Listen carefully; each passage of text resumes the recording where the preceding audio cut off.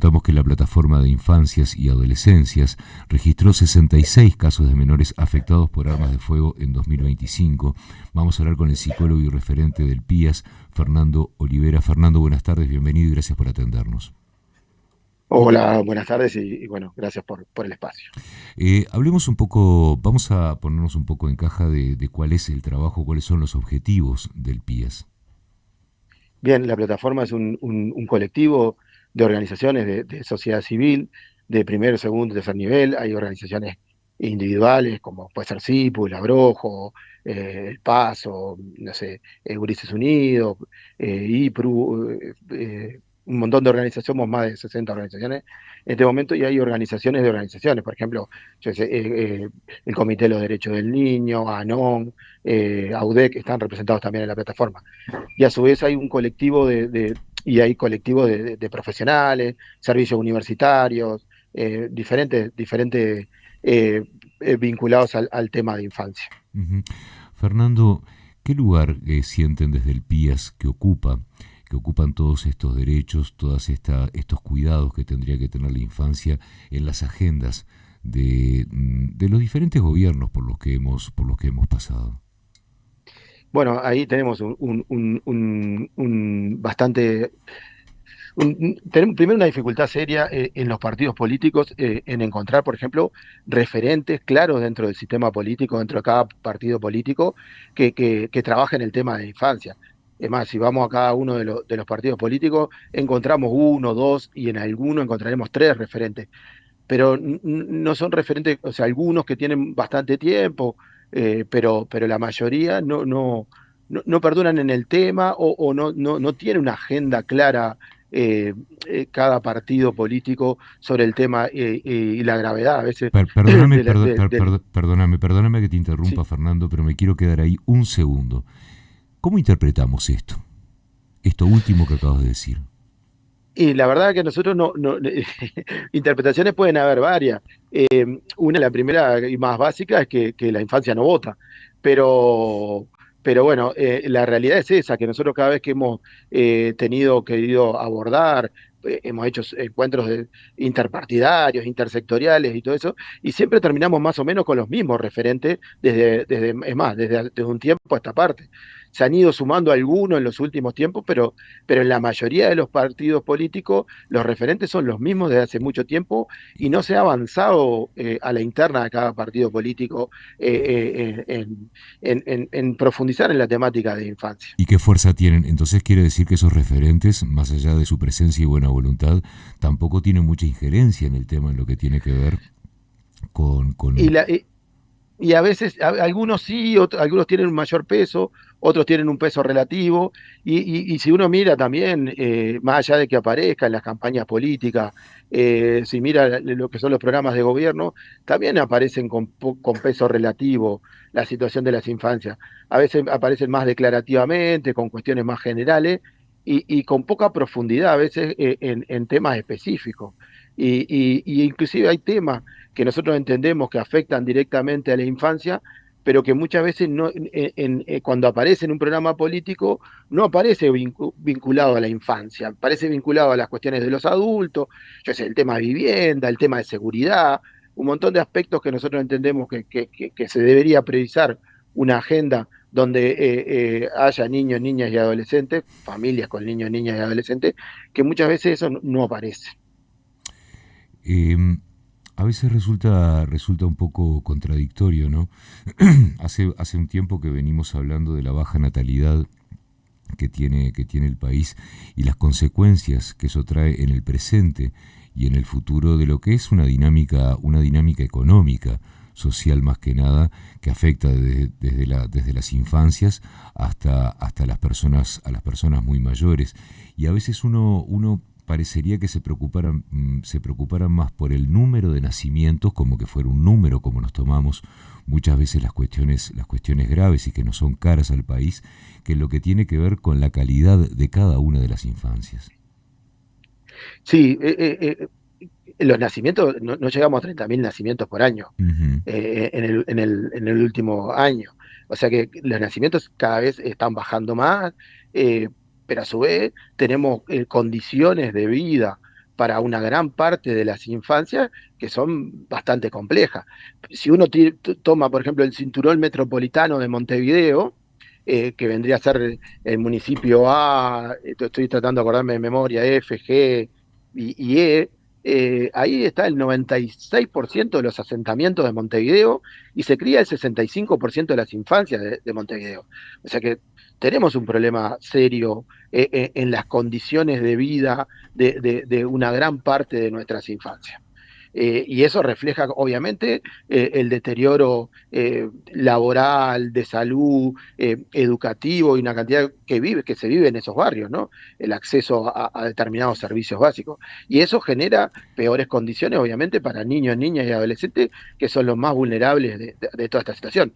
Y si vamos a números más graves, Uruguay tiene un 12 cada 100.000 muertos en asesinatos por violencia, por armas de fuego en territorio, pero en la zona A de Montevideo, que sería el Cerro y toda esa zona, tiene 55 sobre 100.000. O sea que ahí el derecho a la vida básico no está garantizado de la misma manera. Sí, a veces uno piensa, muchas veces cuando se habla de estas zonas, se habla de una intervención represiva, de alguna manera, o disuasoria también, si queremos ser un poco más suaves a la hora de hablar del tema.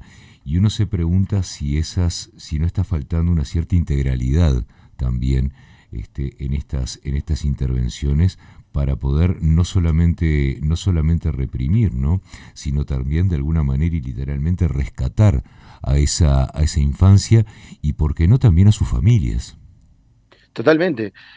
Falta una visión integral de las políticas públicas, un abordaje integral que venga de la mano de la salud, de la educación, del trabajo, bueno, de cuestiones más vinculadas al tema de seguridad. Claramente, Uruguay ha tomado una modalidad de intervención en los últimos tiempos que tiene un alto índice de criminalización de la pobreza. La Mm. mayoría de los que terminan presos son varones pobres, y también pasa lo mismo con el crecimiento de las madres presas por microtráfico. El grado de institucionalización que tiene Uruguay es altísimo, el grado de prisionalización, tiene el grado de judicialización que tiene Uruguay en la pobreza es una barbaridad, y tiene que ver con un modelo de intervención que no tiene que ver con una cuestión más territorial y de acompañamiento y de fortalecimiento a la familia, sino que tiene más que ver con un posicionamiento que es eso, como más de juicio y de caída hacia determinado sector de la población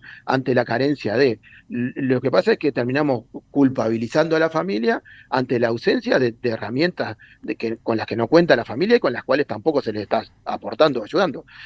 Y a su vez, en estas dificultades de abordaje territorial, con un modelo más comunitario, con un modelo más de acompañamiento a la familia, con este crecimiento de prisionalización y de institucionalización, muchas veces los que pagan las peores consecuencias son los niños, porque muchos de sus adultos terminan judicializados, terminan presos, y a veces por cuestiones se podría trazar otra estrategia, se podría trazar otra estrategia de un acompañamiento más cuerpo a cuerpo a la familia, pasamos como hay como falta de alertas previas, ¿viste? Yo qué sé, un gurí deja de ir a la escuela. Bien, no hay que esperar que falte 30 días a la escuela para intervenir.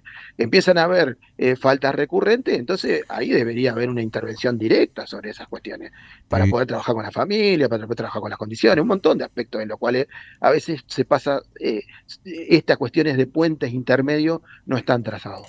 Cuando hablamos de estos 66 casos que se dieron durante este año que pasó, Fernando, ¿están ubicados las zonas geográficas donde se dieron estos? No te estoy pidiendo Sí, direcciones. Vos no, no, no. hablabas hace un rato de municipios, por ejemplo.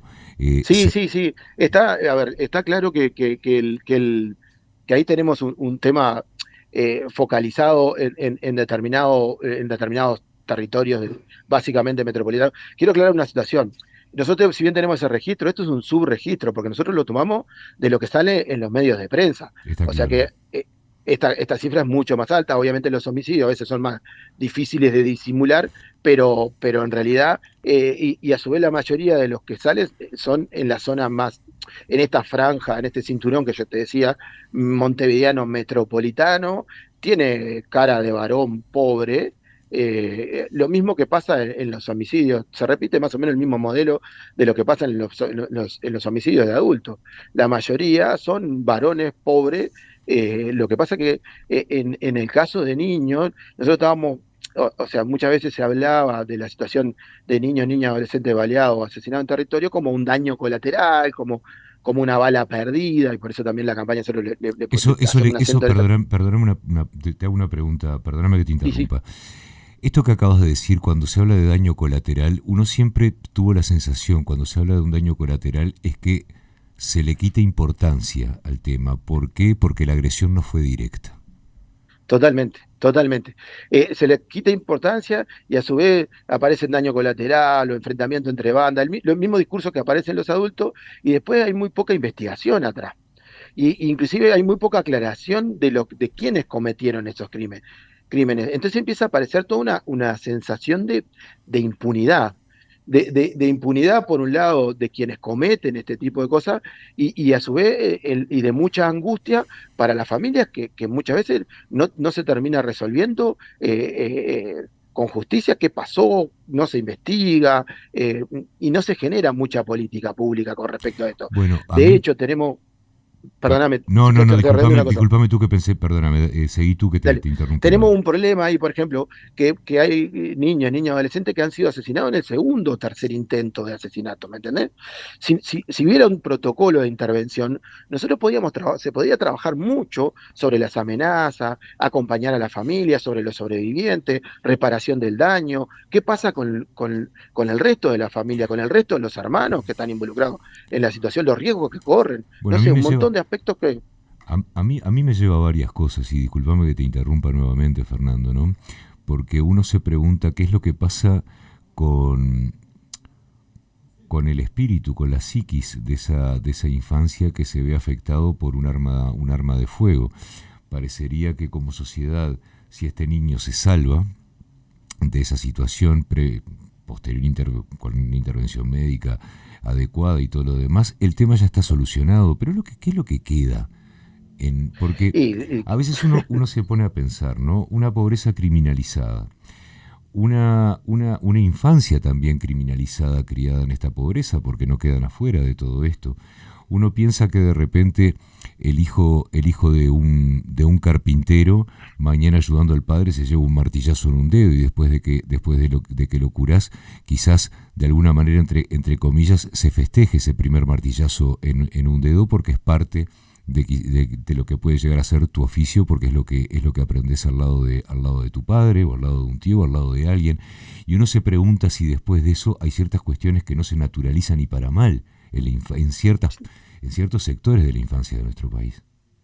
Sí, sí, lamentablemente está totalmente naturalizado.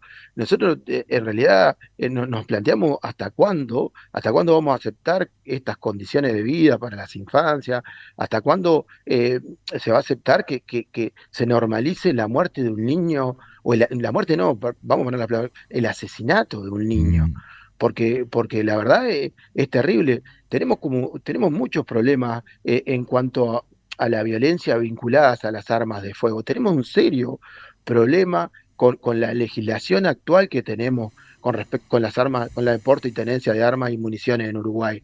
Y a su vez tenemos un serio problema de control y de registro de esas armas. Y esto termina pagando las consecuencias las poblaciones más vulnerables. Y obviamente acá los niños, niñas y adolescentes son la carne de cañón de todas estas cuestiones. Porque a su vez, ante la falta de expectativas laborales, muchas veces terminan involucrados en redes ilegales. Pero a su vez, si no quedan involucrados en redes ilegales, el territorio a veces queda entrampado en esas redes ilegales, y los chiquilines son rehenes, y las familias de muchas de estas situaciones de violencia que se dan en el territorio. sí, Y el además Estado tiene una deuda muy grande ahí. sí, además convengamos que hay algo que hablábamos de naturalizar, ahora hablemos de desnaturalizar. Se desnaturaliza en el horizonte de la infancia que está criada en ciertos ámbitos y en ciertas situaciones, la posibilidad de un futuro. Es decir, cuando vos no pensás en un futuro, tu vida no vale nada. Y de alguna manera que si vas a vivir de acá una hora, que sea intensa y que sea recordada, ¿no? Cierta. Sí, muchas veces se toman esas cuestiones, pero mira que también atrás de todo esto hay mucho miedo, Mira. mucha angustia y un montón de gente pasándola muy mal.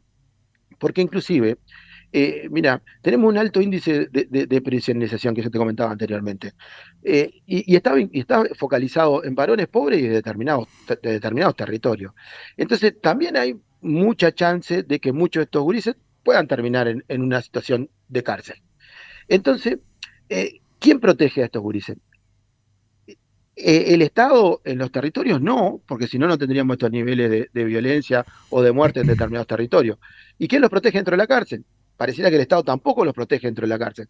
Entonces empiezan a mantener una línea de favores para también garantizar determinada supervivencia. Entonces condicionamos mucho la vida de muchos de estos gurises, entregándolos a un sistema que no los cuida, que no los protege, que no les da oportunidades. Como sociedad, nosotros los que no estamos en los lugares de toma de decisión, ¿también tenemos parte de la culpa de todo esto? Y yo no sé si es culpa, pero como sociedad tenemos mucha responsabilidad Ujú. y sobre todo el mundo adulto, qué mundo le estamos dando a nuestras infancias. Y en eso tenemos cuestiones claras. Acá hay algunas leyes o algunas normas que claramente hay que cambiar. Uruguay, por ejemplo, tiene una ley de porte y tenencia de armas, que es de 2017, que nunca terminó de reglamentar todo el tema de las municiones. En el 2020 se cambió. La del 2017 decía que cada adulto con determinados permisos y todas estas cuestiones, podía tener 3 armas por persona. La del 2020 flexibilizó a 8 armas por persona. Entonces, por ejemplo, en mi caso, que somos 3 adultos, en mi casa, con determinadas cuestiones, condiciones, podríamos tener hasta 24 armas individualizadas, ¿no? 8 yo, ¿no? Los 3 adultos. Es una locura, ¿Cuál es, porque a cuál su es, vez, si cuál es eso cuál es la justificación para eso?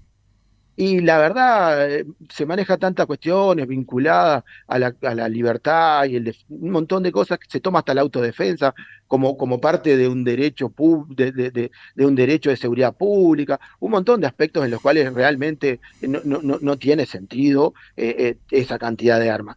Porque aparte, si vos tuvieras 24 armas y fuera de forma individual, vos pasarías a ser un coleccionista y las tenés que tener en determinadas condiciones de seguridad. Pero la ley no previó estas cuestiones, como si se tomara forma individual, pasan a ser de cada uno, entonces no te exigen lo que habría que tener para tener 24 armas en tu casa, que ya es una locura. Y lo mismo pasa con las municiones, no tienen trazabilidad, no hay mucho control sobre eso, entonces ahí no sabemos cuántas armas legales terminan en lo ilegal, cuántas municiones legales terminan en lo ilegal, porque a su vez no hay trazabilidad. Entonces, realmente estamos con un serio problema y ahí tenemos un debe muy grande como sociedad y una responsabilidad muy grande como sociedad. Imagino que este informe del PIAS es público, ¿verdad? Sí, sí, todas estas cuestiones nosotros las hemos planteado públicamente, tenemos documentos sobre estas cuestiones, estuvimos en los diálogos de seguridad pública también planteando estas cuestiones, estamos en el diálogo social también planteando algunas cuestiones de cómo generar mayor protección en los niños, porque lo que pasa que muchas de las desprotecciones es que las cadenas informales de la economía, donde quedan entrampados muchos de los adultos en situación de pobreza y de desigualdad que están viviendo, los que están más desprotegidos son los niños. Y más allá, Ahora, a presente y a futuro, ¿no? y más allá de lo público que tienen todo este tipo de informes, y estoy hablando del PIAS y de tantas instituciones que hay, bueno, que trabajan en diferentes costados en lo que tiene que ver con las situaciones de nuestra sociedad. ¿Alguna institución estatal recibe este informe de manera formal, de manera tradicional, de manera directa a quien corresponde? ¿O Sí, tendría que existir el interés de la autoridad determinada para ir a buscar el informe donde ustedes lo tienen publicado?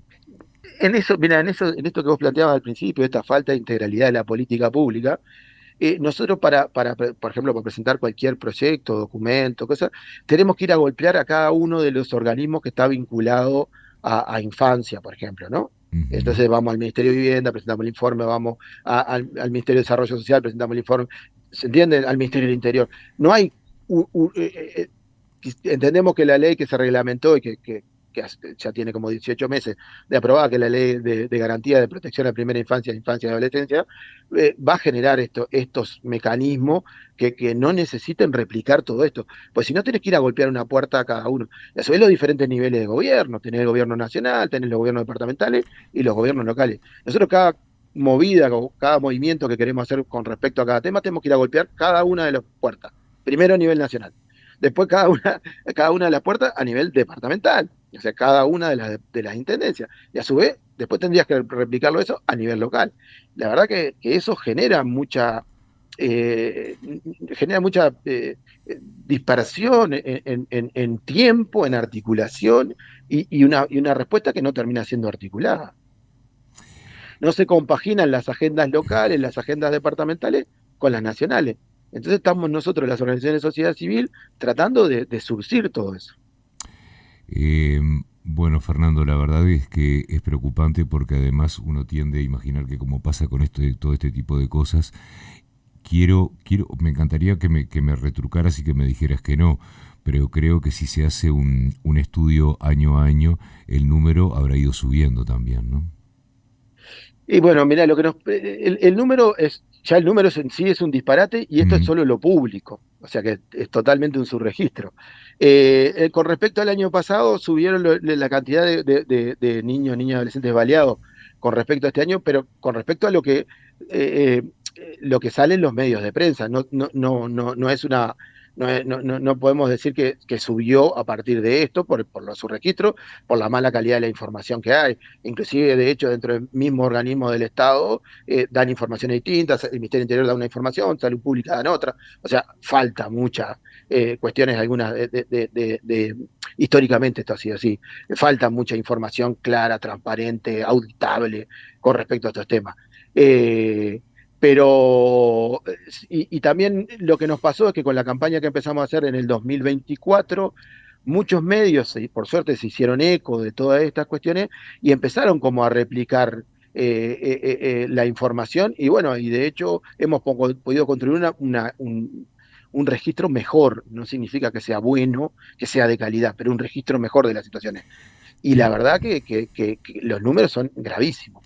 Tengo una pregunta, Fernando, que me viene a la mente pensando en algún caso que se ha dado durante el año pasado y el anterior, donde hay niños que se vieron no solamente en el medio de la línea de fuego, sino directamente afectados cuando de pronto en una, llamémosle ajuste de cuentas, un tío va a un almacén del barrio y se lleva al niño con él. Y uno piensa que en este tipo de ajuste de cuentas y conociendo que todos, cuando vos te moves en ciertos ámbitos, vos ya sabés más o menos el lenguaje que se maneja y vos ya sabés que te la van a dar. Y a veces uno se pregunta si estos niños de alguna manera, en algún caso excepcional, no han sido también carne de cañón en todo esto. Sí, son carne de cañón, hay situaciones, y todo esto también ha salido públicamente, hay situaciones donde los niños, niñas y adolescentes son destinatarios directos de las balas, por represalia A, por un montón de cosas, pero son los destinatarios directos. Y esto es lo más cruel. O sea, la reacción social, la verdad que no ha estado acorde a la gravedad de la situación. Es como si es como si fuera pasando fuera, es como una película en la cual no estamos todos involucrados. Y la realidad indica que esto ha ido creciendo, que se ha ampliado los ámbitos en el territorio donde se desarrollan estas acciones. Entonces, la realidad es que corremos serios riesgos como ciudadanía si no tomamos cartas urgentes en el asunto, no solo con respecto al tema de abordar alguna situación en particular, sino también en general. Hay situaciones que realmente hay que abordarlas urgentemente. Fernando, bueno, seguramente el año que viene volvamos a conversar, porque me imagino que este es un trabajo que, dada la situación que estamos viviendo, ustedes van a, lamento tratarlo de esta manera, pero este número lo van a seguir manejando. Me encantaría que hablemos de caso cero, pero bueno, el año que viene volvemos a hablar por lo menos de este tema, en el correr del año hablaremos de otros y te agradecemos muchísimo este contacto. Nada, de mi parte, muchas gracias por la comunicación. Bueno, y esperemos poder hablar de que haya un protocolo, por ejemplo, en cuanto a la situación, un protocolo en la salud, en cuanto a la situación de niñas en el centro de baleado, que nos permita actuar en consecuencia con los niños, niñas, adolescentes sobrevivientes, con una reparación del daño y un montón con la familia, un montón de aspectos, que se cambie esta ley de tenencia y porte de armas y bueno, y que podamos hablar de cosas mejores para la infancia, de mejor calidad de vida, de mejores oportunidades. Ojalá podamos seguir en ese camino. Fernando, te agradecemos muchísimo este contacto. Gracias y un abrazo a todos y buen año. Era Fernando Olivera, psicólogo y referente de la Plataforma de Infancias y Adolescencias, que registró 66 casos de menores afectados por armas de fuego en 2025 aquí en nuestro país.